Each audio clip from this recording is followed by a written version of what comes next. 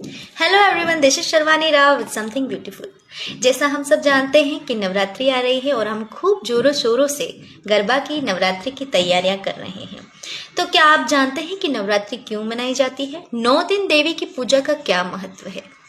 तो नवरात्रि जो है, पौराणिक कथाओं के अनुसार महिषासुर नामक राक्षस का वध करने के लिए देवी दुर्गा ने 10 दिन उनसे खूब भीषण युद्ध किया। 9 दिन तक युद्ध चला और 10वें दिन महिषासुर नामक राक्षस का वध किया और असत्य पर सत्य की विजय प्राप्त की। इसलिए माता रानी को महिषासुर मर्दिनी भी कहा जाता है और 10वें दिन असत्य पर सत्य की विजय की खुशी में विजयादशमी मनाई जाती है।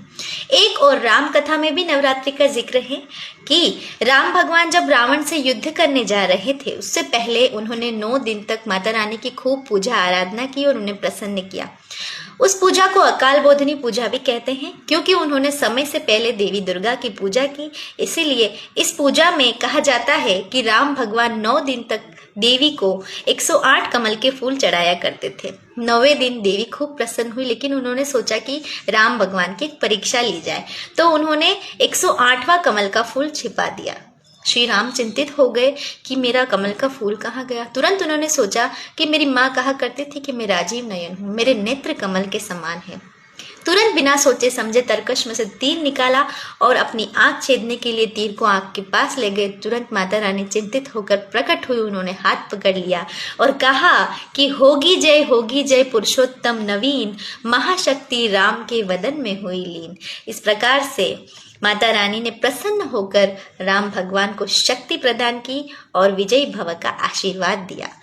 इससे हमें लगता है कि भले ही आप इस युग में मर्यादा पुरुषोत्तम राम हैं, लेकिन फिर भी आपको देवी की कृपा की आवश्यकता हमेशा रहती है। इन पौराणिक कथाओं के अलावा वैज्ञानिक तौर पे भी हम देखें तो इस ऋतु में शरद ऋतु का आगमन हो रहा है। ये ऋतु परिवर्तन का समय है।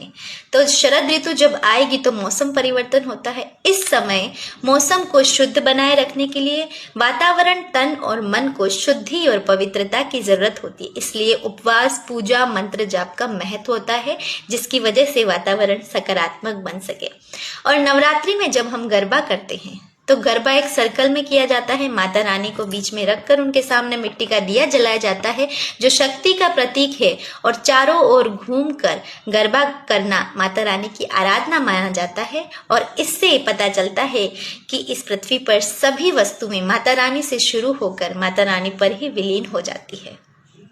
इस प्रकार नवरात्रि और गरबा और 9 दिन की पूजा का महत्व है। आप सभी नवरात्रि में खूब एंजॉय करें और माता रानी की खूब दिल से पूजा करें। आप सभी को नवरात्रि की खूब शुभकामनाएं। Thank you so much.